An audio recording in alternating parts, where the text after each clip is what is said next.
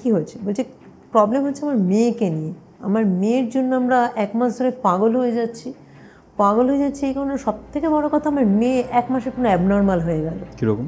তো আমরা জিজ্ঞাসা করলাম এটাই, তুমি যেটা আমাকে জিজ্ঞাসা করলে যে কীরকম, সবটা বলুন, কী হয়েছিল 1 মাস আগে? বললো আমরা কিছুই বুঝতে পারছি না। আমরা জিজ্ঞাসা করলাম ও কি কোনো মেন্টাল শক পেয়েছিল, কোনো এমন ইনসিডেন্ট কিছু?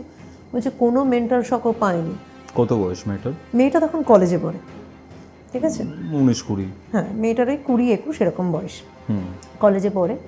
তো বলছে আমার মেয়ে ভীষণ হাসি খুশি একটা মেয়ে, বন্ধু বান্ধব নিয়ে হইচই করে। তো আমরা এটাও জিজ্ঞাসা করলাম কি কোনো লাভ অ্যাফেয়ার? সেক্ষেত্রে বলছে কোনো লাভ অ্যাফেয়ার নেই, আমরা জানি ও নেই এসবে, একদম কেরিয়ার করব, আমি জব করবো, ফটো পাঠানো।